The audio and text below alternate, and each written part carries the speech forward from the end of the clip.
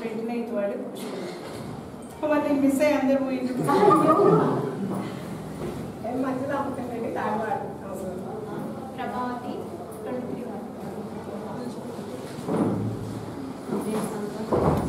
నియోజకవర్గంలో ఉన్న ప్రెస్ సోదరులందరికీ కూడా పేరు పేరున మా అందరి తరఫున నమస్కారాలు.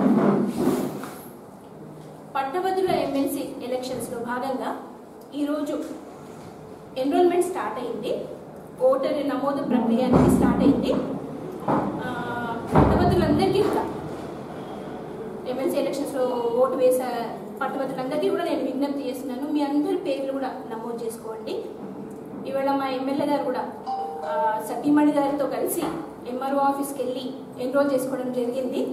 యాక్చువల్గా అంటే ఆన్లైన్లో కూడా చేసుకోవచ్చు, కాబట్టి అందరికీ ఆదర్శంగా ఉండాలి అని చెప్పేసి సారు మేడం ఇద్దరు కలిసి ఎంఆర్ఓ ఆఫీస్కి వెళ్ళి ఎన్రోల్మెంట్ చేసుకోవడం జరిగింది. ఇవాళ యాక్చువల్గా మీడియా సమావేశం ఏర్పాటు చేసిన ముఖ్య ఉద్దేశం ఏంటంటే, మొన్న కాంగ్రెస్ నాయకులు ఒక మీడియా సమావేశం పెట్టిండ్రు. అవగాహన లేకుండా మన గౌరవ ముఖ్యమంత్రి గారి పైన, మన ఎమ్మెల్యే గారి పైన, టీఆర్ఎస్ ప్రభుత్వం పైన చాలా అసత్య ఆరోపణలు చేసిండ్రు. ఇది చాలా హాస్యాస్పదం. అసలు ముఖ్యంగా ముఖ్యమంత్రి గారు ప్రజలందరినీ మోసం చేస్తున్నారు, నిద్రపోతున్నారు కేసీఆర్ గారు అని అంటున్నారు. మొన్న కోవిడ్ వచ్చిందండి, మనం చూసినాం. కోవిడ్ స్టార్ట్ అయిన తర్వాత ప్రపంచాన్ని అంతటినీ కూడా తలకిందులు చేసింది కోవిడ్. అలాంటి సమయంలో మన గౌరవ ముఖ్యమంత్రి గారు గ్రామ స్థాయి నుంచి పట్టణ స్థాయి వరకు అధికారులందరినీ అప్రమత్తం చేసుకుంటూ ప్రతి ఒక్కరికి కూడా సూచనలు ఇచ్చుకుంటూ కోవిడ్ కట్టడిలా ఎంత కృషి చేసిందండి. మన కేటీఆర్ గారు కానివ్వండి, రాజేంద్ర గారు కానివ్వండి, మన సవితమ్మ కానివ్వండి, రంజితన్న గారు కానివ్వండి, మన శాసనసభ్యులు ఎమ్మెల్యే గారు ఆనందన్న గారు కానివ్వండి, ఎంత కృషి చేసిండ్రండి. రాత్రనక పగలనక తిరిగి కోవిడ్ కట్టడికి ఇంత కృషి చేస్తే అప్పుడు మీ నాయకులందరూ ఏమైందంటే, నేను కాంగ్రెస్ వాళ్ళకి ఒకటే క్వశ్చన్ చేస్తున్నా, మీ నాయకులందరూ ఏమైనప్పుడు అంటే అప్పుడు పండుకున్నారు, అందరూ నిద్రపోతున్నారు అని అంటున్నారు. అప్పుడు నిద్రపోయింది మీరా మేమా? ఇంకోటి డబుల్ బెడ్రూమ్స్ గురించి మాట్లాడిండ్రు. డబుల్ బెడ్రూమ్స్ గురించి చెప్పాలంటే 2016-17లోనే డబుల్ బెడ్రూమ్ అనేది శాంక్షన్ అయింది. టీఆర్ఎస్ ప్రభుత్వం శాంక్షన్ చేసింది. అంటే అప్పుడు మన దగ్గర రామయ్యగూడ రోడ్ల మెయిన్ రోడ్లోనే స్థలం అలాట్మెంట్ చేయడం జరిగింది. ఫండ్స్ కూడా వచ్చినాయి. దానికి వచ్చేసి ఏమైందంటే, కొబ్బరికాయలు కొట్టిండ్రు, శిలాఫలకం వేసిండ్రు. అప్పుడు కాంగ్రెస్ కౌన్సిల్ ఉంది, కాంగ్రెస్ చైర్మనే ఉన్నారు. అప్పుడు శిలాఫలకం వేసేసి వదిలిపెట్టేసిండ్రు అంతే. ఇంకా ఎందుకు వదిలిపెట్టిండ్రు అంటే, అక్కడ ల్యాండ్ అనేది డిస్ప్యూట్లో ఉంది. అది డిస్ప్యూట్ని పరిష్కరించలేకపోయింది, వదిలిపెట్టేసిండ్రు. అప్పుడు మీరు కానీ స్టార్ట్ చేసి వెనుకబడి స్టార్ట్ చేసింటే ఇప్పటి వరకు డబుల్ బెడ్రూమ్ అనేది కంప్లీట్ అవుతుండే. మా ఎమ్మెల్యే గారు వచ్చిన తర్వాత ఆ కాలనీ వాసులందరినీ కూర్చోబెట్టి కాంప్రమైజ్ చేసి సైట్ క్లియరెన్స్ చేపించేసి డబుల్ బెడ్రూమ్ ఇండ్లు కట్టడానికి గుంతలు కొట్టిపించినాం. కొబ్బరికాయలు కొట్టి మంచి గుంతలు కొట్టిపించేసినాము. అందరం చూసినాం కదా ఎంత భారీ వర్షాలు వచ్చినాయి. ఆ భారీ వర్షాలకు నీళ్లు వచ్చి మొత్తం డబుల్ బెడ్రూమ్ గుంతలలో మొత్తం నీళ్లు నిండినాయి. అంటే ఇప్పుడు మనం ఒక ఇల్లు కట్టాలి, ఆడందరూ ఎంతమంది జనాలు ఉండే ఇల్లు, స్ట్రెంత్ ప్రకారం ఎంత స్ట్రెంత్కి ఎంత గుంత కావాలని డ్రాఫ్ట్ ప్రకారం ఉంటుంది కదండి.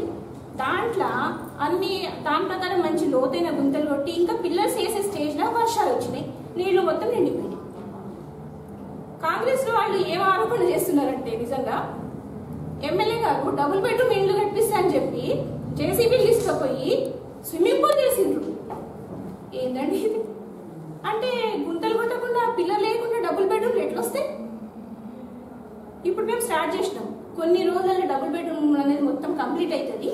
అప్పుడు ఇనాగరేషన్ ఫంక్షన్కి మీ అందరినీ కూడా, కాంగ్రెస్ వాళ్ళందరినీ కూడా ఇన్వైట్ చేస్తాము. మీ అందరి సమక్షంలోనే లబ్ధిదారులకి పంపిణీ చేస్తాం. ఇంకోటి, మన గౌరవ ముఖ్యమంత్రి కేసీఆర్ గారు దుర్మార్గుడు, ప్రజలందరినీ మోసం చేస్తున్నాడు అని చెప్తున్నారు. ఎన్ని సంక్షేమ పథకాలు ప్రవేశపెట్టిందండి. మొన్నటికి మొన్న అసెంబ్లీలో రెవెన్యూ బిల్లు పెట్టింది. ఎక్కడ దేశంలోనే ఏ రాష్ట్రంలో లేనంత మంచి సంస్కరణ అది. అసలు భూ సంస్కరణ ఎన్నో సంవత్సరాల నుంచి పరిష్కారం కాకుండా ఉన్న రెవెన్యూ సమస్యలు వీటన్నిటిని పరిష్కారం చేయడానికి ఒక మంచి రెవెన్యూ బిల్లు ప్రవేశపెట్టి ఆమోదం తీసుకుంటే అన్ని గ్రామాలలో మనం చూసాం. ప్రతి గ్రామాలలో పట్టణాలలో ఎడ్ల బండి ర్యాలీలు, ట్రాక్టర్ ర్యాలీలు అవన్నీ చేసి రైతులు తమ హర్షాన్ని వ్యక్తం చేస్తున్నారు.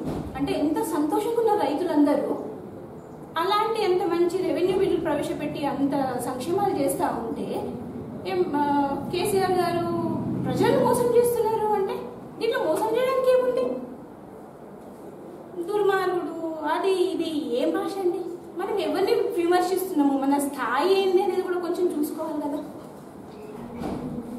ఇప్పుడు మన ప్రభుత్వం కేసీఆర్ గారు ప్రవేశపెట్టిన పథకాలు ఎట్లున్నాయండి? సంక్షేమ పథకాలు ప్రతి ఇంటికి కూడా, తెలంగాణలో ఉన్న ప్రతి ఇంటికి కూడా ఒక్క సంక్షేమ పథకం కూడా వర్తించని ఇల్లు లేదు అంటే అతిశయోక్తి కాదు అసలు. అది ప్రతిదీ లబ్ధిదారులు కంపల్సరీ అందరి ఇళ్లలో ఉంటున్నారు.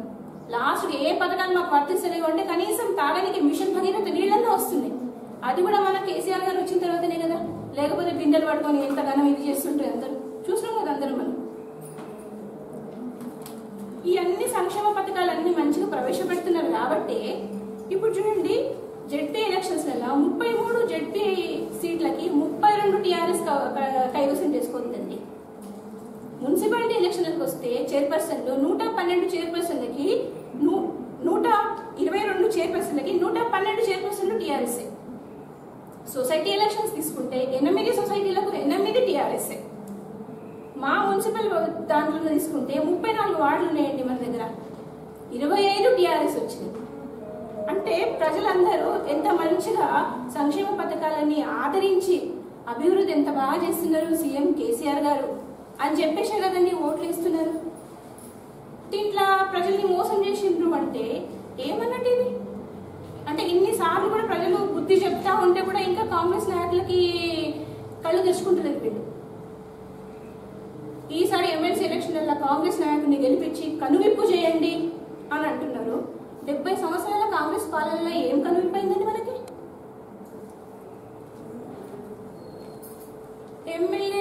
ఎమ్మెల్యే గారికి సోయి లేదు, నిద్రపోతున్నారా అంటున్నారు. ఇంతకుముందు ఇంతమంది ఎమ్మెల్యేలు ఉన్నారు. మన టీఆర్ఎస్ మన వికారాబాద్ ఎమ్మెల్యే ఎక్కడున్నారు అని మనం టీవీలలో వెతుక్కుంటుంటే అసెంబ్లీ సమావేశాలు అవుతుంటే. ఇప్పుడు మన ఎమ్మెల్యే గారు చూడండి, మొన్న అసెంబ్లీ ఎలక్షన్స్ గురించి మాట్లాడితే సెషన్స్ గురించి 8 రోజులు అసెంబ్లీ అయితే 5 సార్లు మన ఎమ్మెల్యే గారు మాట్లాడారు. అవి కూడా ఏదేదో కాదు, అన్ని ఇంపార్టెంట్ ఇష్యూస్, ప్రధాన సమస్యల గురించి కూడా మాట్లాడారు మన ఎమ్మెల్యే గారు. ఇంత అవగాహన ఉన్న నాయకుడిని పట్టుకొని సోయి లేదు, నిద్రపోతున్నారు, కనువిప్పు కలగాలి, ఏం భాష అండి ఇది అసలు?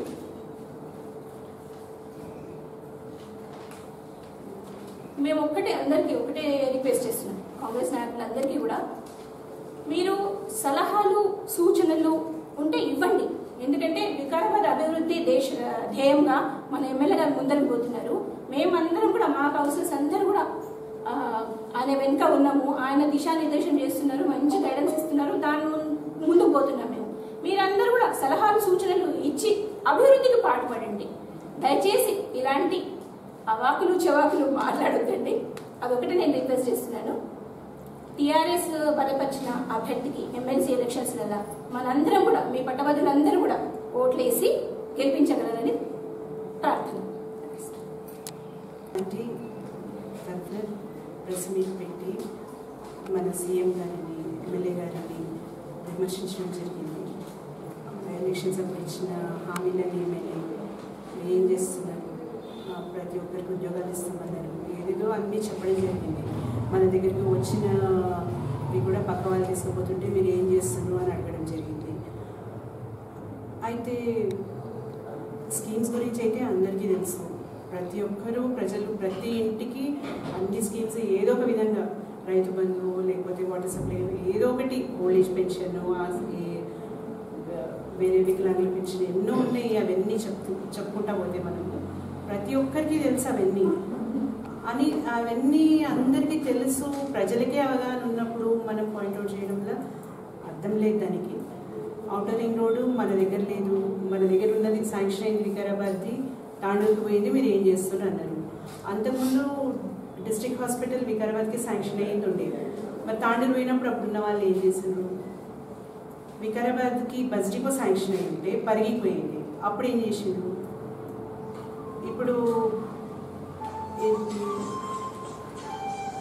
గిరిజన భవన్ వికారాబాద్కి శాంక్షన్ అయింది, తాండూరుకి పోతుంది, ఏం చేస్తున్నారు మీరు, వేరే కాన్స్టిట్యున్సీ తీసుకుపోతుంటే అని అన్నారు. అంటే మొన్న అసెంబ్లీ సెషన్స్లోనే ఎమ్మెల్యే గారు మాట్లాడారు దాని గురించి. అంటే సంబంధిత మినిస్టర్ గారు కూడా దానికి స్పందించడం జరిగింది. దాని క్లిప్పింగ్ కూడా ఉంది, చూపెట్టమంటే చూపిస్తాను. విత్ ప్రూఫ్ చెప్పమంటే చూపెట్టిన. అధ్యక్ష ఒక 2-3 సంవత్సరాల క్రితము 1 కోటి రూపాయలతోటి గిరిజన భవన్ శాంక్షన్ అయింది అనేటటువంటి విషయం తెలుసా అధ్యక్ష? సో చేసే వాళ్ళని ఎవరైనా సరే ఇప్పుడు ఎవరైనా చేసిన డెవలప్మెంట్ చేసేటప్పుడు ఎంకరేజ్ చేస్తే ఇంకా కొంచెం మంచి చేయాలనిపిస్తుంది ఎవరికైనా. ఆపోజిషన్లో ఉన్న ప్రజలకే లాభం అవుతుంది. ఇప్పుడు మనం చేసే పనులతోని ప్రజలకే లాభం అవుతుంది, మన కాన్స్టిట్యున్సీకి లాభం అవుతున్నప్పుడు మంచి పని చేస్తున్నప్పుడు విమర్శించడం మంచి పద్ధతి కాదు. అదేవిధంగా మన వికారాబాద్ హైదరాబాద్కి దగ్గర ఉంది, చార్మినార్ జోన్లో కలిపే బదులు జోగులాంబ జోన్లో తీసుకుపోయి కలిపినరు అన్నది ఒక పాయింట్ రైజ్ చేసిండ్రు. అయితే ఇది సెంట్రల్ గవర్నమెంట్ నుంచి చేసింది, మన స్టేట్కి సంబంధం లేదు. కాకపోతే మన ఎమ్మెల్యే గారు పోయి కేసీఆర్ గారిని రిక్వెస్ట్ చేయడం జరిగింది. వాళ్ళు మళ్ళీ రిపోర్ట్ పంపించడం కూడా జరిగింది సెంట్రల్కి. 2-3 క్లారిఫికేషన్స్ అడిగినట్టు వాళ్ళు, అవి క్లియర్ అయిపోతే అదేం ప్రాబ్లం కాదని కూడా చెప్పడం జరిగింది. వచ్చి 6 సంవత్సరాలే అవుతుంది. మీరు 6 సంవత్సరాల నుంచి ఏం చేస్తున్నారు అని అడుగుతున్నారు. మరి అన్ని సంవత్సరాల నుంచి ఉన్న వాళ్ళందరూ ఏం చేస్తున్నారు? ప్రజెంట్ ఎమ్మెల్యే గారు అయితే 1 ఇయర్ అవుతుంది వచ్చి, అంతకుముందు అంతా వేరే వాళ్ళే కదా ఉన్నది. ఇప్పుడు మనం ఏం చేసినాము, ముంగటాలు ఏం చేస్తున్నాం అనేది కూడా మనం కూడా ఒకసారి పరిశీలన చేసుకోవాలి. అదేవిధంగా మన మిషన్ భగీరథ వాటర్ సప్లై వచ్చిన తర్వాతనే తెలంగాణలో ఫ్లోరైడ్ లేకుండా పోయింది అని చెప్పేసి సెంట్రల్ గవర్నమెంటే రిపోర్ట్ ఇవ్వడం జరిగింది.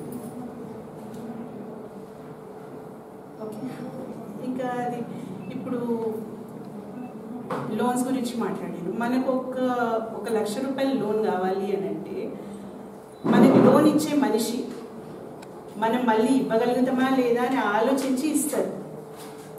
అటువంటప్పుడు మన తెలంగాణ స్టేట్కి లక్షల కోట్ల లోన్లు తీసుకుంటున్నారు అని చెప్పేసి అన్నప్పుడు ఇచ్చేవాళ్ళు ఉత్తగా ఇయ్యరు కదా, దానికి ఒక కమిటీ ఉంటుంది, ఇవ్వడానికి ఎలిజిబిలిటీ ఉంటేనే ఇస్తారు. మన పక్క స్టేట్లకి లోన్లు ఇచ్చే పరిస్థితే లేదు. మన దగ్గర వచ్చి ఇస్తాము అన్నప్పుడు లోన్స్ తీసుకొని ఏం చేస్తాం? డెవలప్మెంట్కే కదా మనం యూజ్ చేసేది. డెవలప్మెంట్ చేస్తున్నప్పుడు మీరు విమర్శించడం మంచి పద్ధతి కాదని చెప్పేసి చెప్తున్నాను. మన దగ్గర మంచి స్కీమ్స్ ఉన్నాయి, అవన్నిటికీ ఇంప్రెస్ అయ్యి పక్క స్టేట్ వాళ్ళు మన స్కీమ్స్ని కాపీ కొడుతున్నారు. ఈ పాయింట్ లేదు, మీరు ఇది చేస్తున్నారు, అది చేస్తున్నారు, ఏం చేస్తలేరు, సీఎం గారు ఎక్కడున్నారు, ఎమ్మెల్యే గారు ఎక్కడున్నారు, అవన్నీ మాట్లాడడంలో ఇప్పుడు ప్రెసెంట్ ఎమ్మెల్సీ ఎలక్షన్స్ని దృష్టిలో పెట్టుకొని కాంగ్రెస్ పార్టీ వాళ్ళు ఇవన్నీ విమర్శలు చేసిందని చెప్పేసి నా అభిప్రాయం. सीएम केसीआर साहब सुनहरा तेलंगाना बनाने के लिए कितनी मेहनत की है और माइनॉरिटीज को कितनी मदद कर रहे हैं और माइनॉरिटीज को 204 माइनॉरिटीज बच्चों के लिए 204 स्कूल कायम किए गए हैं और वो तालीम इंग्लिश मीडियम से दी जा रही है और किताबें भी फ्री और ड्रेसेस और उन लोगों का देखभाल कितनी अच्छी से किया जा रहा है और माइनॉरिटीज बच्चों के लिए स्कॉलरशिप भी दी गई है और मैं शादी मुबारक स्कीम भी कायम किया गया है सीएम केसीआर साहब की जानिब से और कोरोना रहने के बावजूद भी कई शादियां हुई हैं और कोरोना रहने के बाद शादियां होने के बाद कोरोना में ही उस शादी वालों को शादी मुबारक के चेक्स सीएम साहब की जानिब से और हमारे विकाराबाद एमएलए साहब ने खुद चेक कई लोगों को दिए हैं और फंड नहीं रोका गया है। 1,116 रुपये दिया जा रहा है शादी मुबारक के मौके पर और गरीब लोगों को 50% लोन दिया जा रहा है। 50%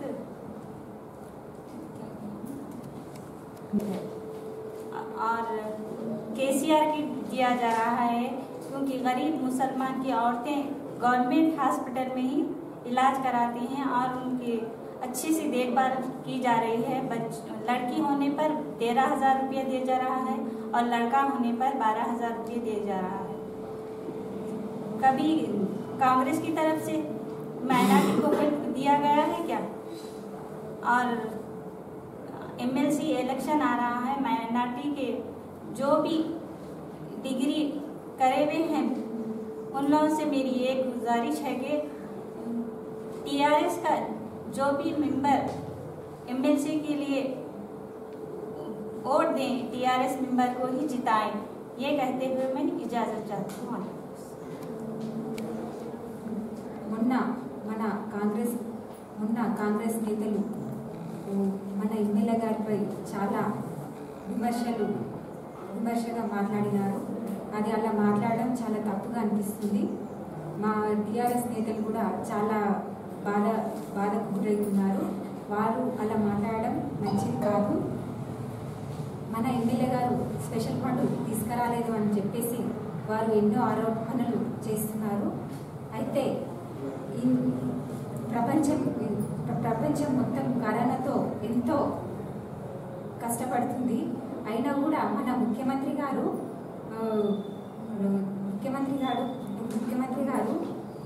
ఎన్నో ఒక సంక్షేమ పథకాన్ని వదలకుండా అందరికీ అందుబాటులో ఉంచుతున్నారు. అయినా కూడా వాళ్ళు అది అర్థం చేసుకున్నట్లేదు. అయితే కేంద్ర ప్రభుత్వం ఎంపీలెట్స్ నిధులు మరియు కేంద్ర కాంగ్రెస్ పాలిత రాష్ట్రాలలో ఎమ్మెల్యే సిడిఎఫ్ స్పెషల్ ఫండ్ ఇచ్చిందా? దీనికి కాంగ్రెస్ నాయకులు ఆత్మవిమర్శన చేసుకోవాలి. గతంలో వారు కూడా నియోజకవర్గాన్ని పరిపాలించారు. వారు ఎంత స్పెషల్ ఫండ్ తీసుకొచ్చారు అనేది నా యొక్క ప్రశ్న. ఇప్పుడు మన ఎమ్మెల్యే సార్ గారిపై చాలా ఆరోపణలు చేస్తున్నారు. వారు అసెంబ్లీలో ఏం మాట్లాడుతున్నారు? కేసీఆర్ సార్ గారిని ఎమ్మెల్యే గారిని నిద్రపోతున్నారా, అలాగే వీళ్ళు పట్టించుకున్నట్లేదు అని మరి వాళ్ళు అనడం జరిగింది. మన ఎమ్మెల్యే సార్ గారు అసెంబ్లీలో మన వికారాబాద్ గురించి ఎంతో స్పష్టంగా మాట్లాడడం జరిగింది. అది ఒక వీడియోలో కూడా ఉంది, అందరు చూసిందే, వాళ్ళు కూడా చూసి ఉండొచ్చు. కానీ అలా మాట్లాడడం మంచిది కాదని నేను తెలియజేస్తున్నాను. ఒకసారి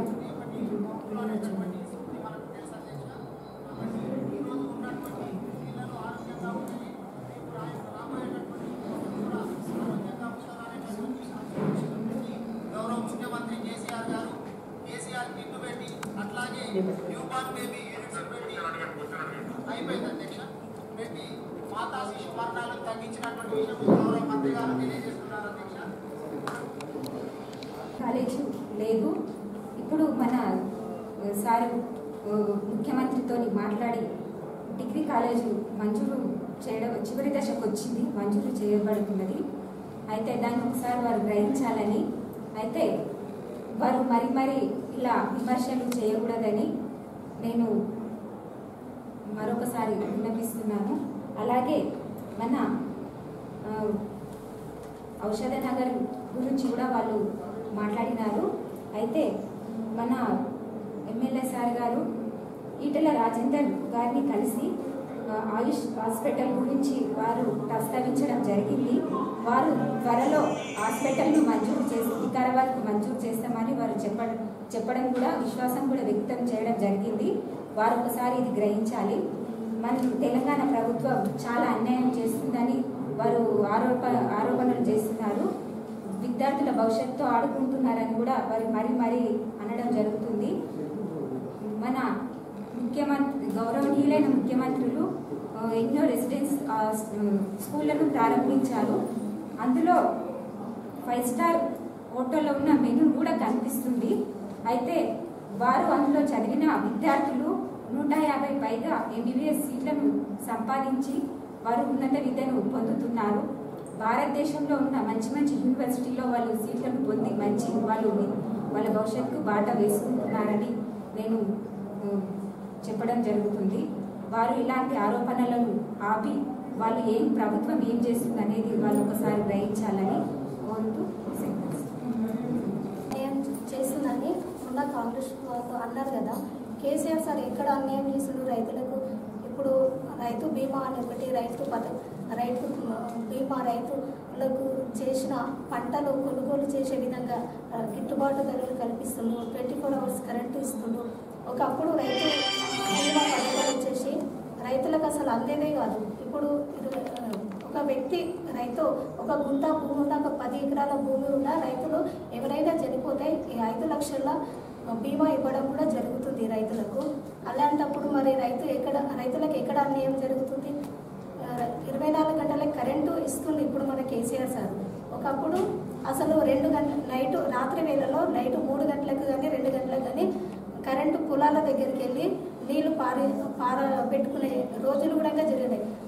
అప్పుడు అలాంటి సమయాల్లో వాళ్ళు చేళ్ల దగ్గరికి పొలాల దగ్గరికి వెళ్ళినప్పుడు వాళ్ళకు అక్కడ కరెంటు షాక్ గురి కావడం, లేదంటే పాములు తేలు ఇలాంటి ప్రమాదాలకు కూడా చాలా చాలా చాలా మంది గురయ్యారు ఆ టైంలో.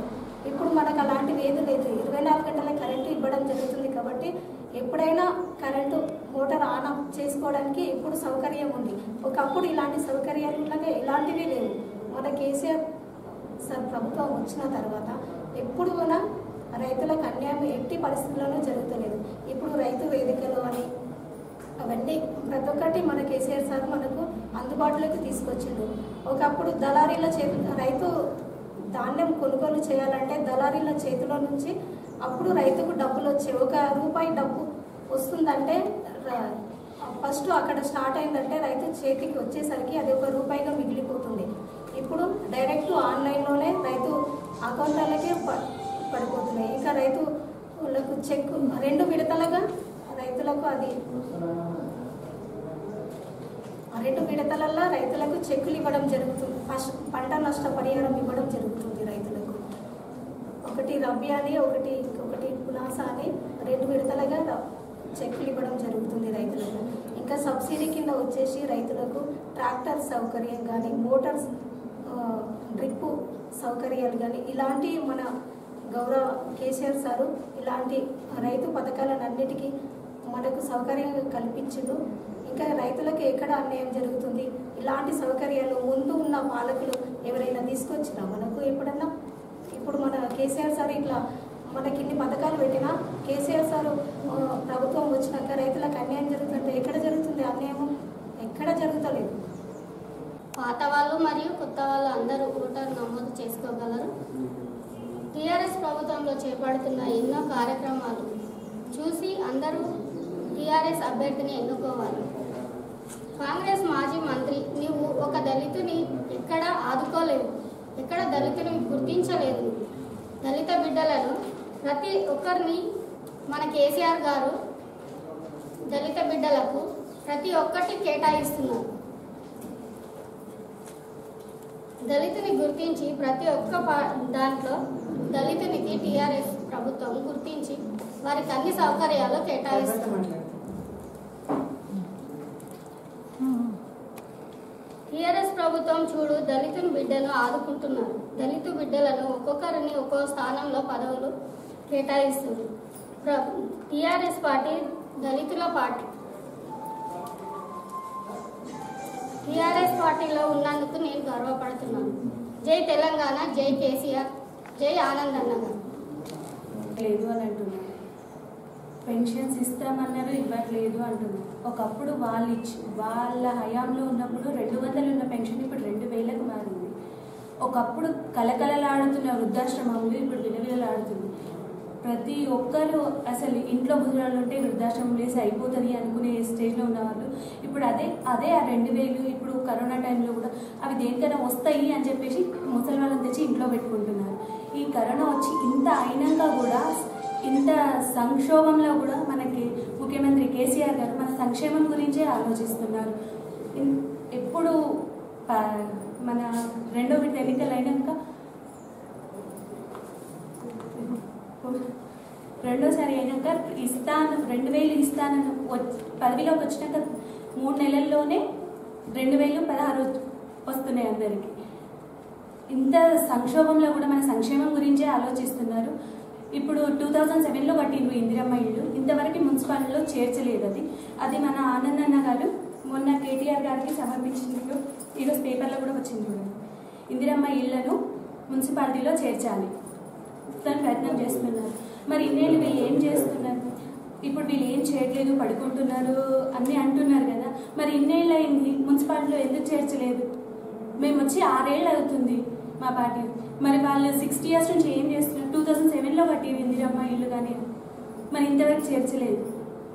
మీరు ఏం చేయట్లేదు అంటున్నారు కదా, మీరు చేసింది ఏంటో చూపించండి. మరి ఇప్పుడు ఇస్తే మీకు మేము కనివింపు చేస్తామంటున్నారు కదా. ఇప్పుడు మీరు 60 years నుంచి చేసిన కనివింపు ఏంటిది మాకు? ఇప్పుడు మీరు చేస్తామంటున్నారు ఏంటి? మీరున్నప్పుడు 200 ఉన్న పెన్షన్ ఇప్పుడు 2000 మారింది. కాబట్టి ఏదైనా ఆచితూచి చూసి మాట్లాడండి, ప్రతిదానికి విమర్శించకండి. ఎవరైనా మంచి పని చేస్తే వాళ్ళని ఎంకరేజ్ చేస్తే అది ఇంకా కొంచెం మంచిగా అవుతుంది. ఇట్లనే విమర్శిస్తే అది ఎక్కడికి వస్తుంది? ఇప్పటికే కాంగ్రెస్ పార్టీ తెలంగాణలో లేకుండా పోయింది, ఇంకెక్కడ లేకుండా చేసుకోవద్దు. మంచిది. Thank you. అయితే పాయింట్అవుట్ చేశారు ఆపోజిషన్ వాళ్ళు, అదంతా బేస్లెస్. ఫస్ట్ థింగ్ నేను స్టార్ట్ చేస్తా ఏంటంటే, అన్నారు తెలంగాణ ఎస్టాబ్లిష్ కేసీఆర్ గారు చేయలేరు. ఎవరికి చెప్తున్నారండి? నేను మీకన్నా జూనియరే, మీరు చాలా సీనియర్, మీకు తెలుసు నాకన్నా ఎక్కువ. కేసీఆర్ గారు ఎస్టాబ్లిష్ చేసినందుకే కదా తెలంగాణ వచ్చింది. ఇంకొకటి, ఇప్పుడు గ్రాడ్యుయేట్ ఎమ్మెల్సీస్ వస్తున్నాయి కదా, దానికి కనీసం వాళ్ళకి డిపాజిట్ కూడా రాదు. మన ఎమ్మెల్సీ ఖచ్చితంగా మన ఎమ్మెల్సీ టీఆర్ఎస్ఏ గెలుస్తుంది. ఇంకా నేను ప్రజలకు రిక్వెస్ట్ చేస్తున్నాను, మాకే ఖచ్చితంగా ఓట్ వేయండి. అందులో వాళ్ళకు కూడా తెలుసు, ఫ్యాక్ట్ తెలుసు అందరికీ, టీఆర్ఎస్ఏ వర్త్ పార్టీ అని తెలుసు.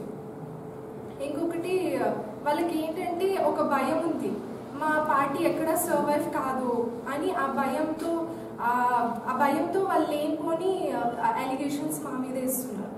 అంతే, ఇంకా వేరే నేను ఏం చెప్పదలుచుకోలేనండి. అంతే.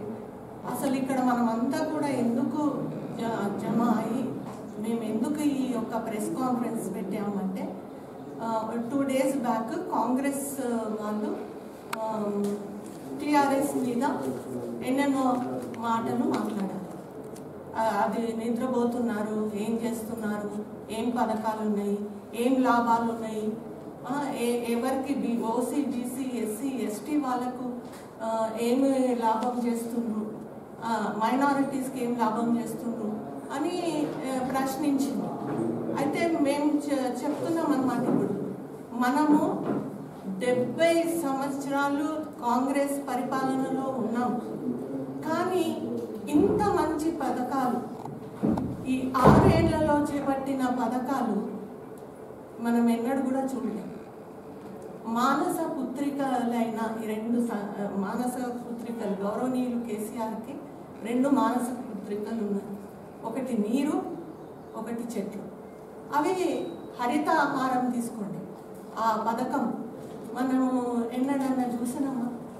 స్కూల్స్లలో ఏదో చిన్నగా వన మహోత్సవాలని చేసేవారు.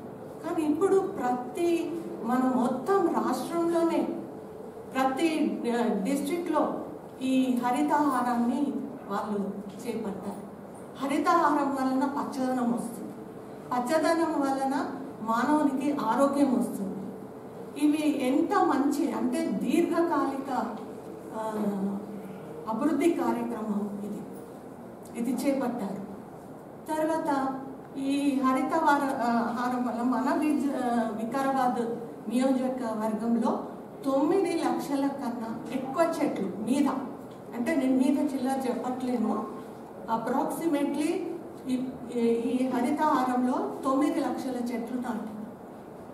మరి ఈ చెట్ల వలన మంచి పొల్యూషన్ తగ్గుతుంది, ఫ్రీ ఆక్సిజన్ మనకు వస్తుంది, ఆరోగ్యం మేలుపడుతుంది, పచ్చదనం ఎక్కువ అవుతుంది.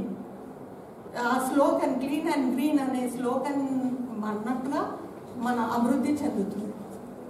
మరి అదేవిధంగా మిషన్ కాకతీయ, మిషన్ భగీరథ నీళ్ళ విషయంలో చూసుకుంటే ఆ రెండింటి వలన ఏమవుతుంది? ఇంటికి నీరు వస్తుంది. ఒకప్పుడు మనం చూసినప్పుడు బిందెలు పట్టుకొని ఎదురవేవాళ్ళం. మనం ఒక ఊర్లలో వెళ్ళినప్పుడు, ఇప్పుడు మన పట్టణంలో ఉండొచ్చు ఎక్కడైనా కాలేజెస్లో, అట్లనే ఊర్లలో వెళ్తే ఇంతకుముందు అంతా ఏం చేసేవాళ్ళు, బిందెలు పట్టుకొని మనకు ఎదురవ్వాలి. తర్వాత ఎంతో దూరము వాళ్ళు మైళ్ళ కొలది వెళ్ళి నీళ్లు తెచ్చుకునేవాళ్ళు. కానీ ఈ మిషన్ భగీరథ, మిషన్ కాకతీయ వచ్చిన తర్వాత ఇంత మంచి పథకం వలన ఇంటికి నీళ్ళు వస్తుంది. కనీసం ఏ పథకము రాకుండా ఉందని చెప్పడానికి ఏ ఇల్లు కూడా లేదు. ప్రతి ఇంటికి కనీసం నీళ్ళన్న వస్తున్నాయి. అది మీరు ఒప్పుకుంటారా? తప్పక మనకు నల్ల ఉంది ఇంటికి వస్తుంది. మంచి నీళ్ళు మనము చేసుకోవాలి. తర్వాత మన దేవుడు కర్ణించినట్టు ఈ చెట్లు పెంచడం వలన మనకేం జరుగుతుంది అని అంటే, ఈ పథకాల వలన వర్షాలు ఎక్కువైపోయినాయి. ఈ సంవత్సరము ఈ హరితహారం చేయటం వలన వర్షపాతం అనేది ఎక్కువైపోయి అన్ని జలాశయాలు, రాష్ట్రంలోని అన్ని జలాశయాలు నిండు కుండలాగా ఉన్నాయి. తర్వాత అవి పారి పరుగులెత్తుతున్నాయి. రివర్స్ అన్నీ కూడా పారి పరుగులెత్తుతున్నాయి. ఎంత ఆనందం! రైతులకు నీళ్లు దొరుకుతున్నాయి, పంటలు పండించవచ్చు, ఫుడ్ ఆహార ఉత్పత్తి పెరగవచ్చు. సో ఇవన్నీ కూడా ఎంత మంచి పథకాలు. మరి 70 సంవత్సరాల నుంచి ఉన్నాళ్ళు ఇట్లాంటి మంచి పథకాలను వాళ్ళు చేపట్టిందా అని కాంగ్రెస్ వాళ్ళు ఇంకెవరైనా విమర్శించే వాళ్ళు ప్రశ్నించుకోవాలి. తర్వాత కళ్యాణ లక్ష్మి అనేది కూడా ఒకటి మంచి పథకం. ఎందుకంటే అప్పుడు పేదోళ్ళు వాళ్ళ పెళ్ళిళ్ళు, వాళ్ళ బిడ్డలకు బిడ్డ పుడితేనే భారం వచ్చింది తల మీద అనుకునేవాళ్ళు. కానీ ఇప్పుడు ఆ ఆలోచన లేదు. ఎందుకంటే బిడ్డ మనకు కళ్యాణ లక్ష్మి ఉంది. వాళ్ళు ఎక్కడ పోయి ఎవరి దగ్గరనో అప్పు తెచ్చుకొని ఆ మిత్తితో అప్పు కట్టలేక ఎంతో కష్టపడేవాళ్ళు. కానీ ఇప్పుడు ఈ కళ్యాణ లక్ష్మి వలన ఎంతో వాళ్ళు అంటే వాళ్ళకు తోడ్పడుతుంది కళ్యాణ లక్ష్మి. దానివల్ల వాళ్ళు పెళ్ళిళ్ళు జరుపుకోగలుగుతున్నారు. తర్వాత మరి వికారాబాద్కి 100 బెడ్ హాస్పిటల్ కూడా వచ్చింది. మన టీఆర్ఎస్ కాలంలోనే 100 బెడ్ హాస్పిటల్ వచ్చింది. అది కట్టినా కూడా దాన్ని ఇంకా ఓపెన్ చేయాలనుకుంటున్నాను, ఓపెన్ చేయాల్సింది. ఇంకా ఈ విధంగా ఎన్నో అభివృద్ధి కార్యక్రమాలు మన టీఆర్ఎస్ చేస్తున్నారు. మరి ఈ కళ్యాణ లక్ష్మి 18 ఏళ్ళు వచ్చిన వాళ్ళకే ఇది వర్తిస్తుంది. అంటే గర్ల్స్కి మ్యారేజబుల్ ఏజ్ వచ్చిన వాళ్ళకే వర్తిస్తుంది. కాబట్టి 18 ఇయర్స్ వచ్చినందుకు 18 ఇయర్స్ వాళ్ళకే వర్తిస్తుంది. కాబట్టి చైల్డ్ మ్యారేజెస్, బాల వివాహాలు అనేటివి తగ్గిపోయినాయి, తగ్గిపోతుంది వాళ్ళకి.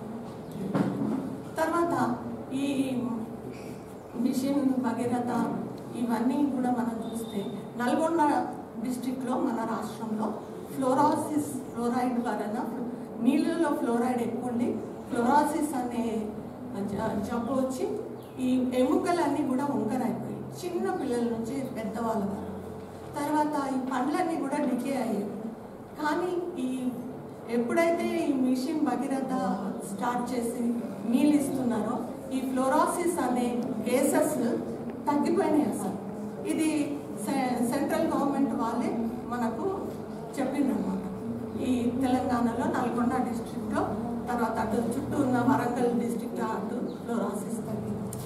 మరి ఇన్ని అభివృద్ధి కార్యక్రమాలు చేపడుతున్నారు, ఇన్ని మంచి పథకాలు చేస్తున్నారు. మరి విమర్శించడము అది సమంజసమా అని మనం ప్రశ్నించుకోవాలి. అంటే ఎప్పుడు కూడా విమర్శ అనేది కన్స్ట్రక్టివ్గా ఉండాలి, డిస్ట్రక్టివ్ క్రిటిసిజం ఉండకూడదు.